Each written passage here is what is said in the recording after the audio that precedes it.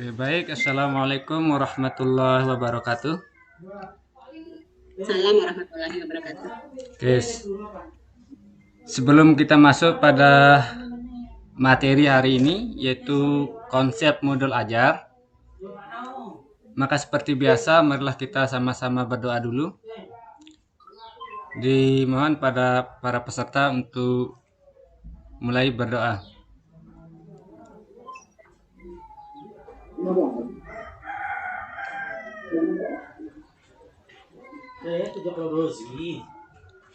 Oke, baik. Mungkin sebelum kita mulai, seperti biasa, ada dari Bapak atau Ibu-Ibu untuk breakingnya? Saya Pak. Oh ya, kami silakan Bu Ida. Ya, baiklah, saya akan mencoba ice breaking. Saya berikan contoh dulu ya Pak ya. Iya ya. Tepuk hak anak.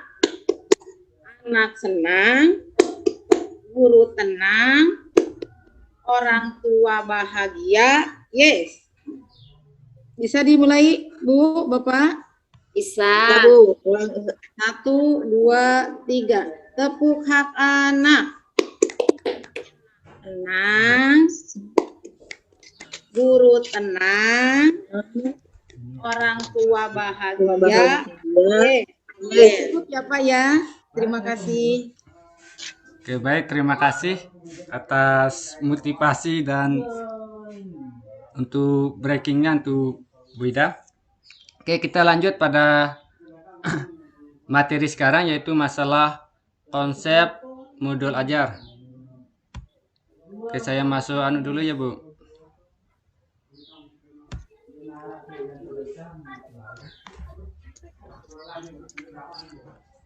Oke, sudah kelihatan PowerPoint-nya? Ya Pak Albi. Oh ya.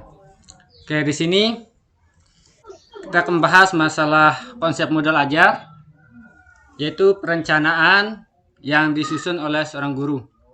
Oke, apa saja yang dimaksud dengan modul ajar? Oke, tunggu dulu.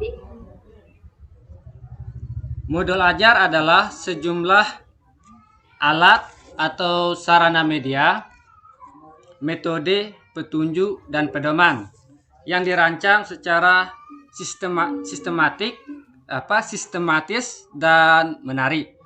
Terus yang kedua, modul ajar merupakan implementasi dari alur tujuan pembelajaran yang dikembangkan dari capaian pembelajaran dengan profil pelajar Pancasila sebagai sasaran. Terus yang ketiga, modul ajar disusun sesuai dengan fase atau tahap perkembangan peserta didik. Oke, mempertimbangkan apa yang akan dipelajari dengan tujuan pembelajaran dan berbasis perkembangan jangka panjang. Oleh karena itu, seorang guru harus memahami dari konsep modul ajar, yaitu ada modul ajar itu sendiri memiliki komponen-komponen. Oke, kita lanjut. Yang pertama yaitu informasi umum. Oke, sebelumnya yaitu yang pertama, saya ulang kembali ya. Yang pertama informasi umum, yang kedua komponen inti, dan yang ketiga lampiran. Apa saja yang meliputi dari informasi umum? Yaitu yang pertama identitas sekolah, kompetensi awal, profil pelajar Pancasila, sarana dan prasarana, target peserta didik, dan model pembelajaran yang digunakan. Sedangkan pada kompetensi inti meliputi tujuan pembelajaran, pemahaman bermakna, pertanyaan pematik, persiapan pembelajaran, kegiatan pembelajaran, asesmen, pengayaan dan remedial, refleksi peserta didik dan guru. Sedangkan pada lampiran meliputi yang pertama lembar kerja peserta didik, yang kedua bahan bacaan guru dan peserta didik, dan yang ketiga glosarium, dan terakhir daftar pustaka. Oke, kita mulai dari informasi umum. Yang pertama, identitas modul. Identitas modul itu terdiri dari nama penyusun,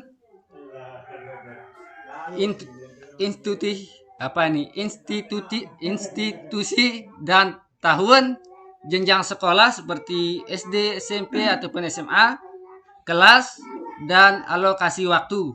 Alokasi waktu itu penentuan alokasi waktu yang digunakan adalah alokasi waktu sesuai jam pelajaran yang berlaku di unit kerja masing-masing. Terus informasi umum yang kedua yaitu kompetensi awal. Yaitu kompetensi awal adalah pengetahuan atau keterampilan yang perlu dimiliki siswa sebelum mempelajari topik tertentu. Untuk kompetensi awal merupakan ukuran seberapa dalam modul ajar yang dirancang. Selanjutnya yaitu yang ketiga, informasi umum yang ketiga itu profil pelajaran Pancasila. Bahwa kita ketahui bersama, profil ada 6 dimensi profil dari pelajar Pancasila. 6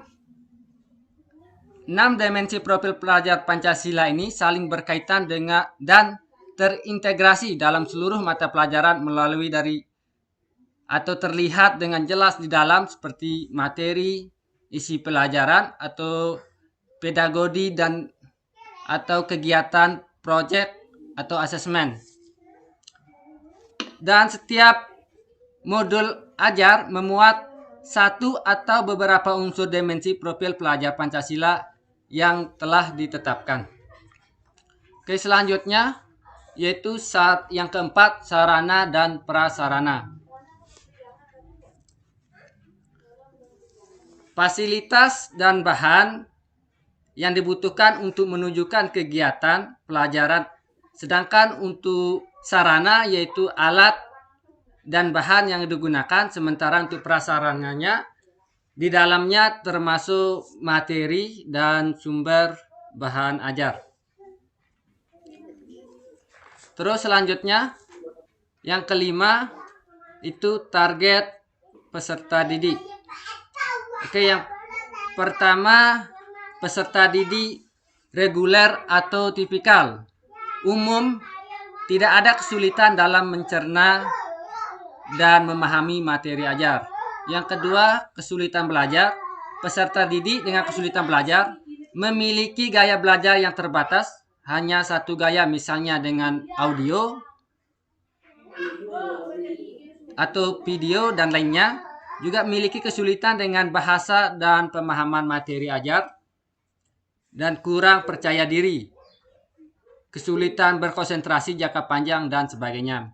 Dan yang ketiga, pencapaian tinggi. Peserta didik dengan pencapaian tinggi yaitu pencerna dan memahami dengan cepat, mampu mencapai keterampilan berpikir atas aras tinggi, dan memiliki keterampilan memimpin.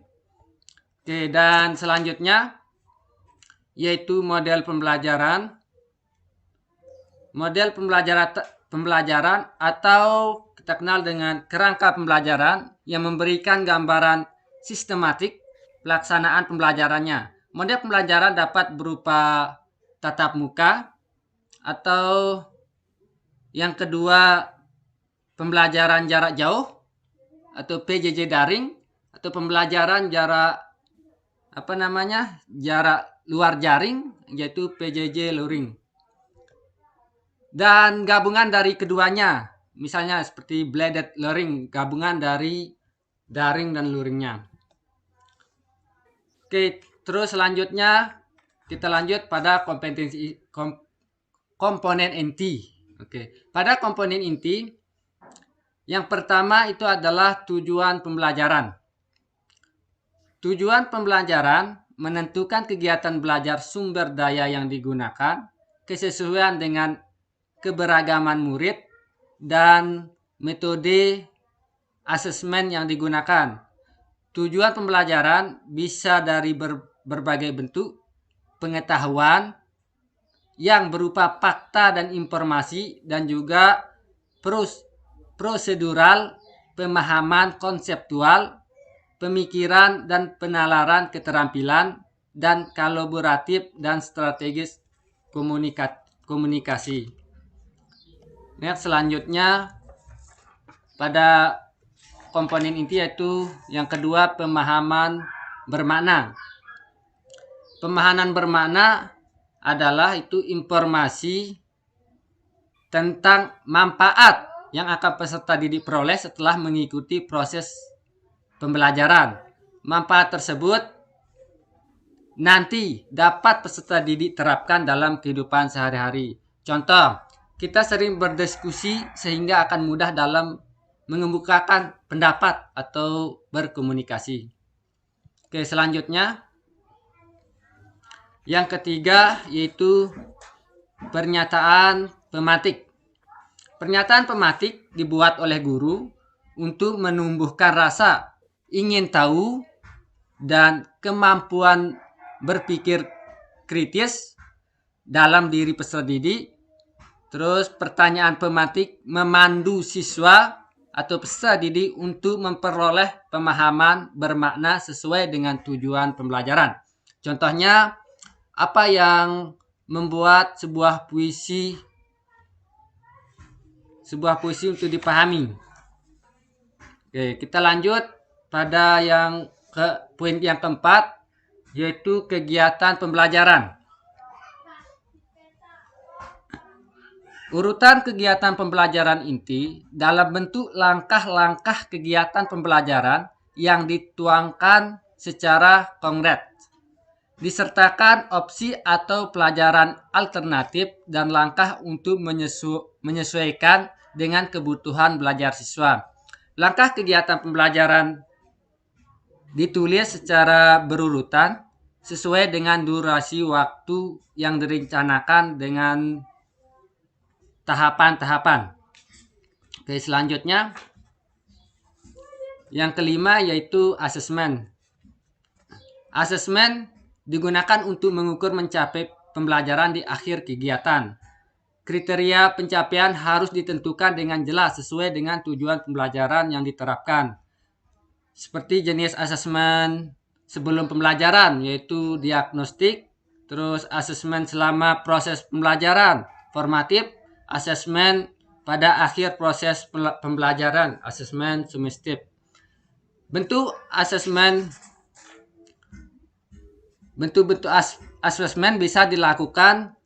Yang pertama, sikap profil belajar Pancasila dapat berupa observasi, penilaian diri, penilaian teman sebaya, dan anekdotal. Terus performa itu presentasi, drama, pameran hasil karya, jurnal, dan lain sebagainya.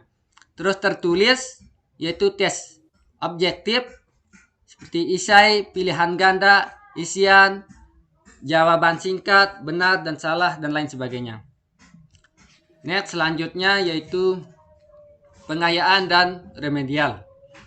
Pada pengayaan adalah kegiatan pembelajaran yang diberikan pada peserta didik dengan capaian tinggi agar mereka dapat mengembangkan potensi secara optimal. Sedangkan remedial diberikan kepada peserta didik yang membutuhkan bimbingan untuk memahami materi atau pembelajaran mengulang. Saat merancang kegiatan pengayaan perlu diperhatikan mengenai referensi contohnya lembar belajar atau kegiatan belajar yang berada di kelas. Oke, selanjutnya kita masuk di yang ketiga yaitu lampiran. Lampiran untuk yang pertama yaitu lembar kerja peserta didik. Lembar kerja peserta didik ini ditunjukkan untuk peserta didik, bukan guru, dan dapat diperbanyak sesuai kebutuhan untuk diberikan kepada peserta didik termasuk peserta didik non-reguler. Terus selanjutnya bahan bacaan guru dan peserta didik. Oke, pada bahan bacaan guru dan peserta didik digunakan sebagai pematik sebelum kegiatan mulai atau untuk memperdalam pemahaman materi pada saat atau akhir kegiatan pembelajaran. Oke, selanjutnya yang ketiga yaitu glosarium. Glosarium merupakan kumpulan istilah-istilah dalam suatu bidang secara alfabetikal yang dilengkapi dengan definisi dan arti. Glosarium diperlukan untuk untuk kata atau istilah yang memerlukan penjelasan lebih mendalam. Nah, selanjutnya yang keempat yaitu daftar pustaka. Daftar pustaka adalah sumber-sumber referensi yang digunakan dalam pengembangan modul ajar. Modul ajar, referensi yang dimaksud adalah semua sumber belajar seperti buku siswa, buku referensi lainnya, majalah, koran, situs internet, lingkungan sekitar, narasumber, ataupun yang lainnya. Oke, sekedar itu materi yang saya sampaikan. Mungkin sebelum kita tutup, karena waktu ya tidak memungkinkan, mungkin cuma ada pertanyaan saja, kami persilakan. Pak. Oke, baik Bu Baik Nur, silakan pertanyaannya. Ya, terima kasih sebelumnya Pak Instruktur. Jadi pertanyaan saya di sini ya, tadi dijelaskan pada kompetensi inti di kegiatan pembelajaran bahwa kegiatan pembelajaran ditulis secara berurutan sesuai dengan durasi waktu dengan tahapan-tahapan. Yang saya tanyakan di sini adalah apa saja tahapan-tahapan dalam kegiatan pembelajaran. Itu saja Pak Instruktur. Oke, baik, terima kasih Bu Baik Nur Surya atas pertanyaannya. Oke, baik. Tadi pada komponen inti di sana ada kegiatan pembelajaran, di mana ada langkah kegiatan pembelajaran tulis secara berurutan sesuai dengan durasi waktu yang direncanakan, meliputi ada tahap-tahapan, yaitu sebenarnya tahapannya ada 3, yakni pertama itu pendahuluan, terus inti, dan penutup dengan berbasis metode pembelajaran yang aktif. Oke, mungkin sudah cukup Bu untuk jawabannya. Ya, terima kasih Pak. Terima kasih atas jawabannya. Oke, karena waktu sudah mungkin saya langsung tutup saja ya. Oke, sekedar ini dari saya. Terima kasih atas antusias dan partisipasinya. Sekian. Assalamualaikum warahmatullahi wabarakatuh.